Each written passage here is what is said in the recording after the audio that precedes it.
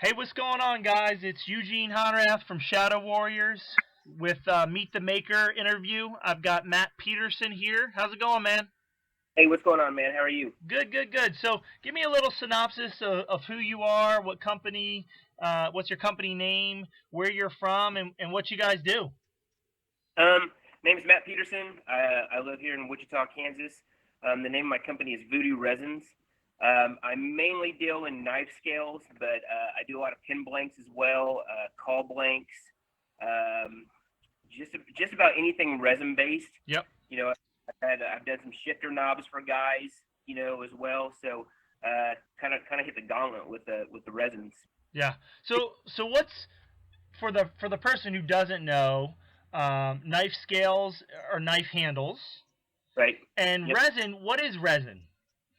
Um, I use there's different types of resin. There's urethanes, polyurethanes. It's usually a two-part mix. Um, the probably the thing that people would most associate with might be like Bondo, Okay. where you mix the stuff together and it hardens. I use a two-part urethane, and then I mix it together, and then I put it in a pressure pot and I pressurize it so that it pushes all the air bubbles out of it, Okay. and so there won't be any air bubbles in it. So it'll be a solid block, and Nice. then Okay. go from there. Well, tell me before we kind of get into your company. Tell me what's your background? Like, what have you done for work? Is this your full time gig, or do you do something else? No, I actually started out in aircraft here in Wichita, Kansas. Was in aircraft for 10 years and got laid off from there, and decided to take a different direction. Went to a company called BG Products. Yep. Uh, all the fluids you can put in your vehicles for maintenance purposes, and I'm a operations manager over there. Oh, okay. So Okay. Cool. So tell me about when you started Voodoo Resins. Who's involved in it, and if you have any partners or employees, and then you guys let's expand about what you specialize in at the end of that. Um, well, actually, tomorrow is my 1 year anniversary for Voodoo Resins. Nice. So, yeah, I sold my first set of scales to my brother at Lucky 13 Okay. 1 year ago. So, it's kind of a big deal for me. Um, let's see. I started Voodoo Resins kind of off of a whim, really. I was watching my brother do work and seeing some of the stuff he was dealing with, and it was almost one of those deals where I was getting an itch hanging Yep. around his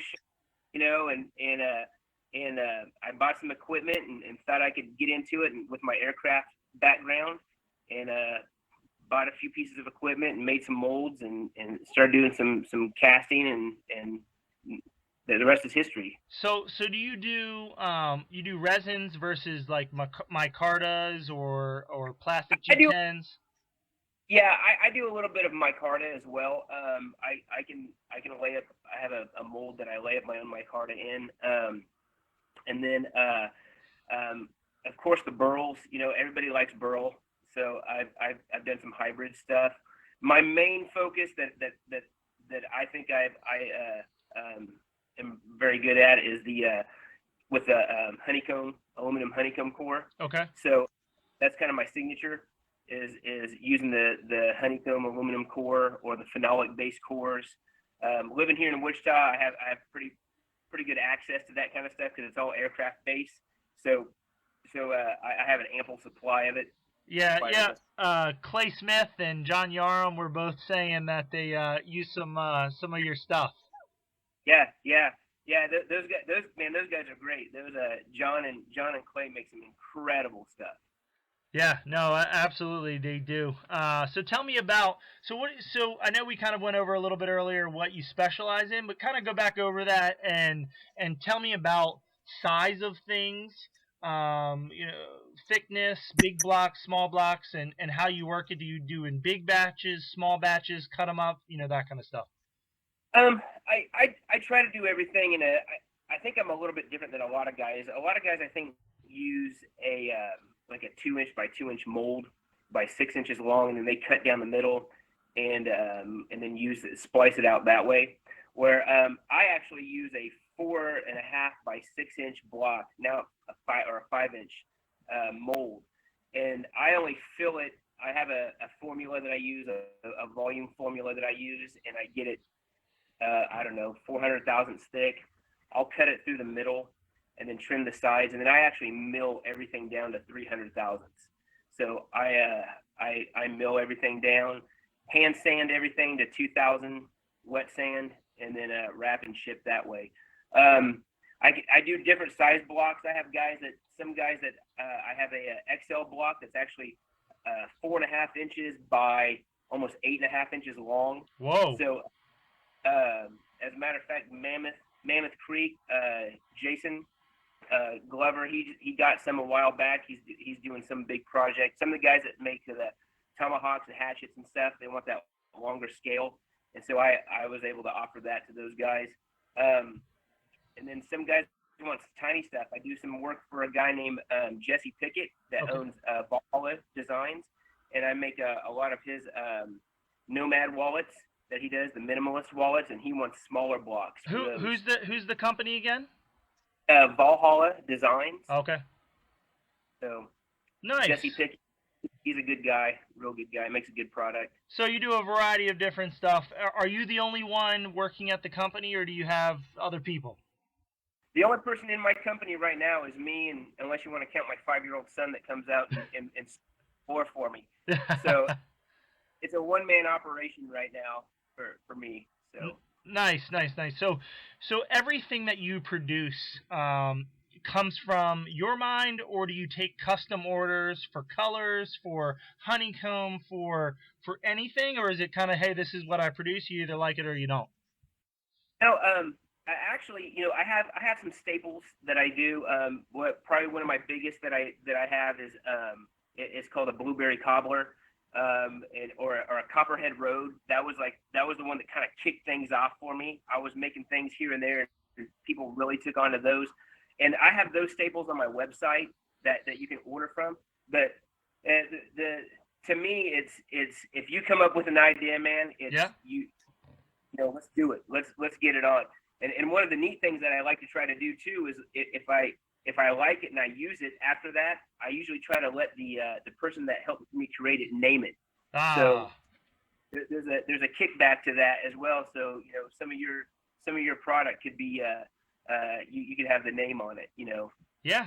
So, no, that's awesome. So tell me a little bit about what's some of the craziest stuff requests that you have gotten from these guys.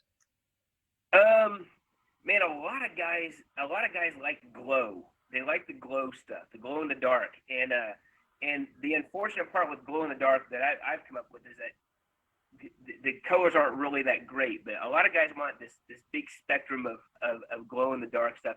I've had somebody see it. Hey, if I can get you some wolf teeth, can you put some wolf teeth in the there? I mean, I've had yeah, I mean, it's just, what can you put in there? What can you do? And I can stabilize anything, just about. So yeah. So are you kind of learning as you go on and experimenting, or how's that going? By all means, what if you stifle yourself with only with what you know and what you think then you're dead in the water. Yeah. So I always leave some time in my process and in my schedule for me to do R&D work, to do some of the stuff. And that's how I came up with my sunflowers that have really started to take off. People really seem to like those. And so and then the Kraken is the broken core that I use. And so that all that stuff came from those ideas. And I have boxes of stuff that have failed too. So yeah, nothing ventured, nothing gained, right? Exactly. So tell me a little bit about where Voodoo Resins is going as a company. I mean, is there a big picture you can kind of share with us, or any new developments that you want to share with us? Well, I mean, probably the big thing is that we're going to be at Blade next week. That's a big step forward for me personally. That was a goal that I can mark off my list for this year.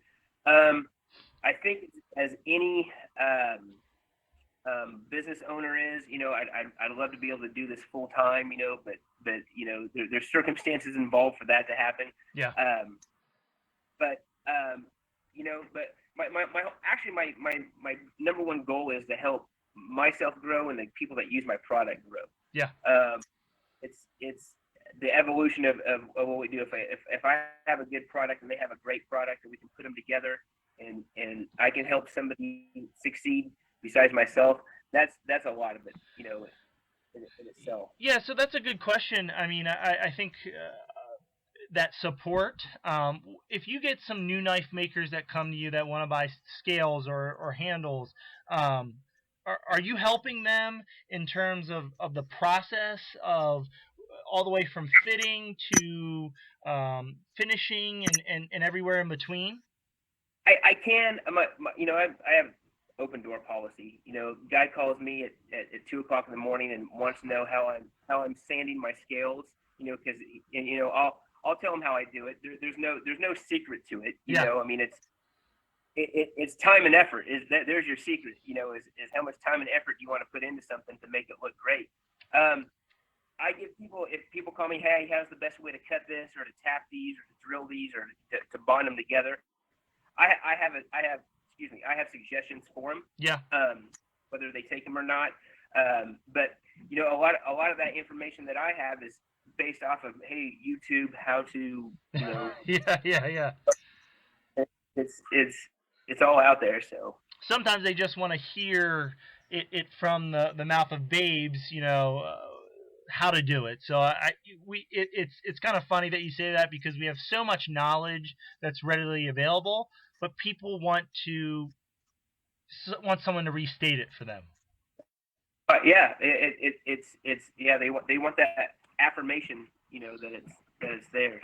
So tell me a little bit about how you price your scales or your product in general, because it's more than just knife scales. Because I've seen your brother Chris Peterson from Lucky 13 Knives use it as knife scales, but we've seen John Yarham from DIY Yarham use it for pens, and then we've got Clay Smith over here with the Battle Bean. How do you price your items? I just did a lot of research. I went to all the big boys. I went to Jance. I went to USA Knife Maker. I kind of got an idea of what materials they were using, the sizes, the thicknesses that they were using, and then I went to some of my competitors, and looked at their sites and looked what they were doing. On Facebook, we got knife and handle. There's knife and handle pages on there. You can troll around there and see what's going on, and I stuck a price point out there that I thought was fair. Yep. And was competitive to what I was doing, and it seems to be a good price point for me. Okay. Right now. That's where I am.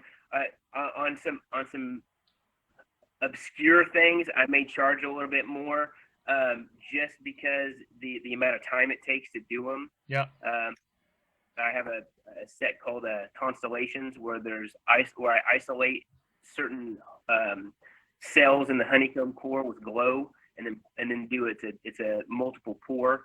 So those are a little bit more than others, just because of the time and effort that it takes to do those. Okay, so there's a rhyme and reason behind your pricing, and you didn't just pick a number out of the sky. No, it's all based on scales of economy. Yeah, gotcha. So, I know you're here to make money, and in reference to your scales, have you had anyone come to you and want to barter with you? And if so, other than your brother, because that kind of doesn't count, what are some things that someone's offered to you? Something crazy, something interesting? Actually, I have had a lot of people come to me. It's really weird. About doing some bartering work. I'll do.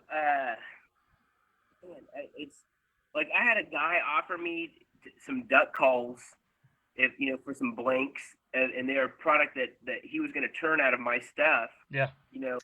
I provided him with some more stuff, but to be honest with you, like, no one's really come to me and been like, hey, a little bit of this for some of that. It's really weird because I know it goes on. Yeah, And yeah. like I didn't know if I was diseased or something, or but Oh, don't worry, you'll get a little bit of barter after this. Nice, nice. All right. Well, tell me a quick recap of your company, and then, again, what you sell, your range of products, and then where can we find your products? What's your website? What are your other social media links? And we'll also have that in the description of this. So I'm Voodoo Resins. I make knife scales. I make any resin based product that if you can think of it, we'll do it. Okay. It's kind of my motto. Or at least I'll give it a shot once. You can find me on Facebook on my Voodoo Resins Facebook page there, or you can go to www.voodooresins.com, and that is my website where you can actually buy scales directly from that site there. I'm on Instagram under Matt Peterson 74. Not real active on Instagram. I get tunnel vision on Facebook, and it seems like I get stuck in Facebook, and that's where I end up most of the time. Gotcha. Okay. Do you have any resins or any of knife scales or anything you could show us today? Yeah, actually, so these are my sunflowers. Oh man! And these are a multi-pour that I do. It's a red pearl, a blue pearl, and a yellow pearl that's in different size of honeycomb that I've used. So these have really started to take off. A couple guys have used these for actually 1911 grips.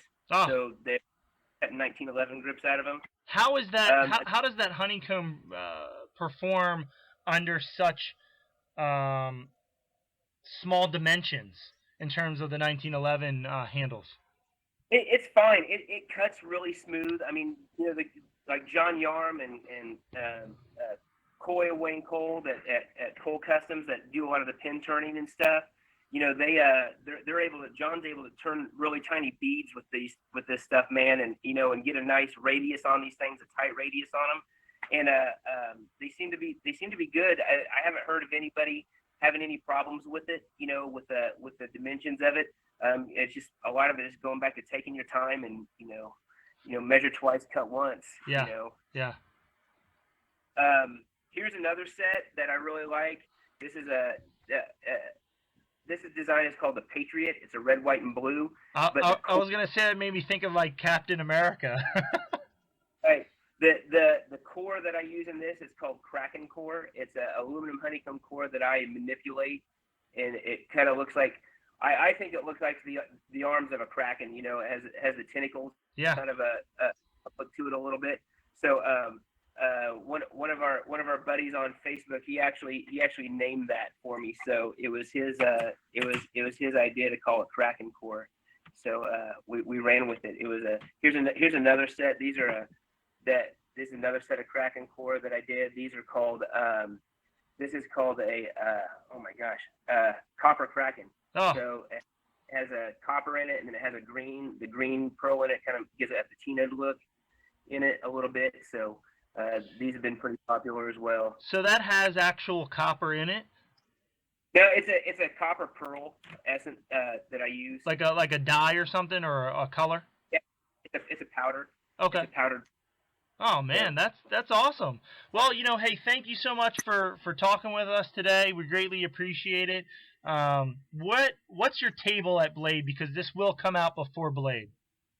Man, I want to say it's 21L. It's the table I'm at is at Lucky 13 Custom Knives. Okay. So I will be at Lucky 13 Custom Knives table with my brother, and come by, say hi, chat with us.